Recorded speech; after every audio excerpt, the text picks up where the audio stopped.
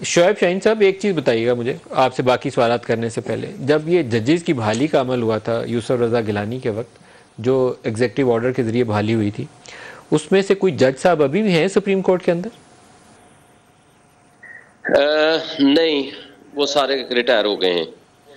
वो सारे रिटायर हो गए हैं। देखें, उमर अता बंदयाल साहब उसके बाद आए थे?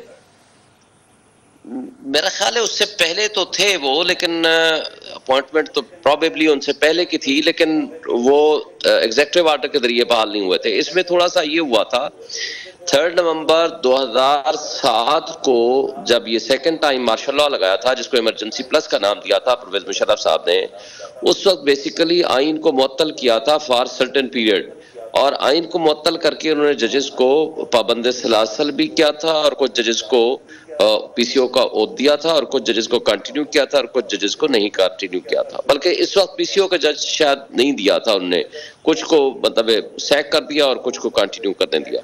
और उसके बाद जब आइन को बहाल किया तो उसके बाद जो जजेस काम कर रहे थे उनको कहा कि नए आइन के मुताबिक आप आए, दोबारा ओथ ले लें, उस यानी आइन के मुताबिक दोबारा ओथ लेके आ जाएं वही जजेस। और बहुत सारे जजेस ने दोबारा ओथ लेकर के दोबारा अपॉइंटमेंट हासिल कर ली थी।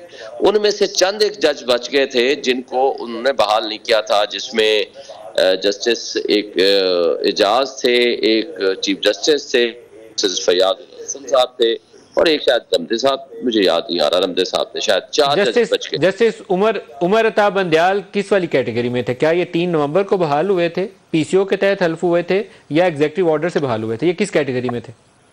एग्जेक्टिव ऑर्डर से तो बहाल नहीं हुए थे, लेकिन मुझे याद नहीं है कि ये सुप्रीम कोर्ट एक जजमेंट दे दी थी। आप एहसन साहब से भी पूछें, आप बता सकते हैं? मुझे कोई एग्जैक्ट मालूम नहीं है कि इनकी बहाली क्या हुई थी। क्योंकि यहाँ इस्लामाबाद में मुख्तलिफ चीज़ें हैं जिनका यहाँ घूम फिर रहा है कि क्या क्या टकराव वाली कैफियत में क्या क्या चीज़ें हो सकती हैं। तो उसमें आज ये भी तज़किरा हुआ 2007 वाला, तो मैं इसके ऊपर ज़्यादा स्पेकुलेशन नहीं करूँगा, मैंने सवाल छोड़ दिया, आपने जो भी जवाब दिया इसको यहीं छोड़ दूँगा। लेकिन एक मामला आगे हल की तरफ भी जाना चाहिए। वो हल क्या होगा? एक दूसरे को वज़ीर-ए-आज़म को बुला के कंटेम्प्ट में डिस्क्वालीफाई कर दे, या पार्लियामेंट जो है कोई ऐसा एडवर्सरियल एक्शन ले ले चीफ जस्टिस के खिलाफ? क्या चीज होगी? आपने मेरे से सवाल किए? जी आप ही से पूछा। जी मलिक साहब, देखें, पहली बात तो यह है कि सबसे अच्छा सोल्यूशन तो चीफ जस्टिस साहब ने जो दिया है कि पॉलिटिकल सोल्यूशन की तरफ जाएं, और वो भी उन्होंने कहा है कि हमारी तरफ से कोई कंपल्शन नहीं है। ये सबसे पहले ये प्रपोजल अटॉर्नी जनरल साहब ने आकर दी थी, और उसके लिए आज रात को 9 बजे बैठे हैं। मेरा ख्याल है अगर अच्छा इनके दरमियान सिविलियन सुप्रीमेसी पे यकीन रखने वाली जमहूरी ताकतें अगर बैठी हैं, तो मैं होप रखता हूँ और अल्लाह करे ये इनको थोड़ा सा पॉजिटिव रोल ये अदा करें और इस इशू को रिजॉल्व करने में कामयाब हो जाएं, वरना जो कुछ होगा इन सब के लिए बुरा होगा, खा वो मार्शल लॉ लगे, खुदा न खास्ता। या शाहीन साहब से एक सवाल है मेरा कि शुएब साहब, ये जो पार्लियामेंट ने कानून बनाया है, क्या ये मुस्तफा इंपेक्स केस की एक्सटेंशन नहीं है जो सुप्रीम कोर्ट पहले फैसला दे चुकी है, जहां प्राइम मिनिस्टर और चीफ मिनिस्टर के इख्तियारात को कैबिनेट से मशरूत किया गया था? क्या उसी तरह चीफ जस्टिस के इख्तियारात सवाबदीदी होने चाहिए या उन्हें भी इंस्टीट्यूशनलाइज होना चाहिए? तो मुस्तफा इंपेक्स केस है जो सुप्रीम कोर्ट ने दिया है, तो इस पर क्या एतराज है सुप्रीम कोर्ट को? और दूसरी बात मेरी आपसे यह है कि देखिए, जब इफ्तिखार चौधरी साहब की बहाली का केस चल रहा था तो उस वक्त खलील रमदे साहब 11 रुकनी बेंच की सदारत फरमा रहे थे। उन्होंने सवाल उठाया कि जनाब, अगर आप एक नायब कासिद को बरतरफ करते हैं तो उसको भी बहाली के लिए अपील का हक मिलता है। आपने चीफ जस्टिस को बरतरफ कर दिया और उसके पास कोई अपील का हक नहीं है। तो क्या पाकिस्तान के 22 करोड़ लोगों के प्राइम मिनिस्टर को आप सुओ मोटो नोटिस लेके बरतरफ कर दें और उसे कहें जी अपील का हक नहीं देंगे? तो जो आप हक एक चीफ जस्टिस के लिए मांगते थे कि उसको अगर नाजायज बरतरफ किया जाए तो उसको अपील का हक मिलना चाहिए, तो क्या प्राइम मिनिस्टर को आप बरतरफ कर दें, कोई अपील का हक नहीं होना चाहिए? जी शोएब साहब, देखिए, दो चीजें आपने इसमें सवाल कर दिए हैं। पहली बात तो यह है कि राइट ऑफ अपील, ये हमारा बार एसोसिएशंस का, बार काउंसिल्स का हमेशा से मुतालबा रहा है कि ये राइट ऑफ अपील होनी चाहिए। इसमें 2 प्रॉब्लम है। एक प्रॉब्लम यह है कि जो राइट ऑफ अपील है वो आर्टिकल 184 और 185 में, 184 में ओरिजिनल जुरिस्डिक्शन है सुप्रीम कोर्ट की, 185 में एपेलेट जुरिस्डिक्शन है। ये जो राइट ऑफ अपील इस वक्त दिया गया है थ्रू लेजिस्लेशन, एक तो इसकी जो टाइमिंग्स हैं वो तो डिस्प्यूटेड है कि ये पर्सन स्पेसिफिक और किसी खास मकसद के लिए है।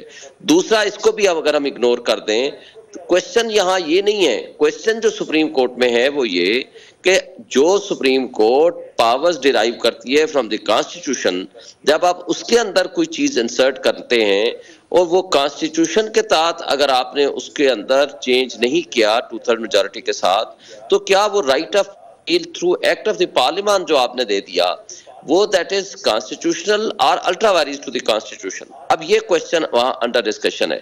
ये तो हम हमेशा से मुतालबा करते रहे हैं कि राइट ऑफ अपील होना चाहिए। दूसरा जो क्वेश्चन आपने कहा है मुस्तफा इम्पैक्ट की जजमेंट, देखिए उन्होंने उसमें आइन को और रूल्स ऑफ बिजनेस को इंटरप्रेट किया है। वो जो 2016 CMR है, पेज 808 है उसका, उसमें उन्होंने रूल्स ऑफ बिजनेस को और कॉन्स्टिट्यूशनल प्रोविजन को इंटरप्रेट किया है। यहाँ दो पावर्स होती हैं सुप्रीम कोर्ट में, एक है चीफ जस्टिस। ये सिर्फ chief justice of supreme court के पास नहीं होती ये power, same power chief justice of provincial high court के पास भी होती है। जो डिस्क्रिशनरी पावर है वो उसकी एडमिनिस्ट्रेटिव पावर है, being head of the institution, और वो उन रेगुलेट होती हैं थ्रू रूल्स, जैसे सुप्रीम कोर्ट रूल्स है 1980 मैंने के। आपके बाद के फंक्शन में हामिद खान और दीगर जो मोअज़्ज़ज़ वकला हैं उनकी तकरीरें सुनी हैं, जिसमें वो ओपनली कहते थे कि बेंच की तश्कील के लिए भी सीनियर 3 जो जजेस हैं उनका एक पैनल बैठ के बेंच बनाया करे। ये आप ही की, बल्कि मेरे ख्याल में जब आप इस्लामाबाद हाई कोर्ट बार के सदस्य थे उस वक्त एक फंक्शन भी हुआ था, तो आप सारे वकला तो खुद मुतालबा करते थे। नहीं नदीम मलिक साहब, इसमें थोड़ा सा डिफरेंट है। ये जो हमारा मुतालबा था ना, उसको मैं आपको वाजे कर दूं। हमारा मुतालबा ये रहा है कि आप इसमें सुप्रीम कोर्ट रूल्स को मॉडिफाई करके ये कर लें कि जब 184(3) की प्रोसीडिंग्स शुरू हों तो 184(3) की प्रोसीडिंग्स के लिए कोई एक उसूल तय कर लें, स्ट्रक्चर डिस्क्रिशन बना लें कि पहले 4 जज, पहले 5, पहले 7, पहले 10 वो बैठ के कोई भी प्रोविजंस जो ओरिजिनल जुरिस्डिक्शन का केस आए 184(3) का स्पेशली, तो वो बैठ के उसको रिजॉल्व कर डिसाइड करें। उसके लिए आप सुप्रीम कोर्ट रूल्स को अमेंड कर लें। हमारा मुतालबा ये नहीं था कि जो डिस्क्रिशनरी पावर्स है चीफ जस्टिस की, उसको आप तकसीम कर दें टू डिफरेंट अदर जजेस को भी उसमें शामिल कर लें। आपके फंक्शन के बाद इंटरव्यू किया हुआ है। शुएब साहब, आप एक कानूनदान है, मुझे ये बताइए, क्या आप सुप्रीम कोर्ट के चीफ जस्टिस के लिए डिस्क्रिशनरी पावर को जस्टिफाई करते हैं कि क्या चीफ जस्टिस के पास जवाबदीदी इख्तियारात होने चाहिए? यानी कि वजीर आजम और वजीर आला और दीगर तमाम जो स्टेट के फंक्शनरीज हैं उनके लिए तो जवाबदीदी इख्तियार हराम है, और आप समझते हैं कि चीफ जस्टिस के लिए वो हलाल है, उसके पास जवाबदीदी इख्तियार होना चाहिए। मैं समझता हूं कि आप जैसे कानूनदान से मैं ये तवक्को रखता हूं कि आप एटलीस्ट रूल ऑफ लॉ का मतलब है कि एक असूल सबके लिए एक जैसा होगा। सर एक चीज मुझे एहसन साहब और बताएं, ये तो फिर बहस होती रहेगी, लेकिन जो सेंसिस वाला मामला है वो भी आपकी हुकूमत ने एक तुजी के तौर पर पेश किया था कि सेंसिस जारी है, अभी 30 अप्रैल को पूरा हो जाना है या मई के अंदर कुछ दिनों में 15 मई को पूरा हो जाना है, वो कब पूरा होना है? जी, उसमें जो सेंसस का अमल है वो चल रहा था, उसमें सूबों की तरफ से फिर कुछ हमें सजेशन आई कि हमारे यहाँ काउंटिंग का अमल कुछ हिस्सों में बाकायदा नहीं हो सका। फिर ख़ास तौर पे जो शहरी इलाके हैं उसमें हमने ये देखा कि इंतज़ामी वजूहात की बिना पे कराची भी था, हैदराबाद था, लाहौर, गुजरांवाला, पिंडी, इस्लामाबाद, ये जो अर्बन एरियाज़ हैं इसमें निस्बतन काउंट जो है वो स्लो था और अंडर काउंट था। अब कब पूरा होगा? तो इसके लिए 15 मई तक एक्सटेंशन दी गई है और इंशाल्लाह उम्मीद करते हैं कि 15 मई को ये काउंटिंग पूरी होकर उसके हफ्ते 10 दिनों के अंदर रिजल्ट कंपाइल हो जाना चाहिए। और फिर वो जो हल्का बंदी है वो कब कंप्लीट होंगी? देखिए, हल्का बंदी के लिए जो आइन के अंदर इलेक्शन कमीशन की जो टर्म है वो कोई 4 माह का उन्हें वक्त है कि मिनिमम 4 मंथ्स उन्हें लेने पड़ते हैं।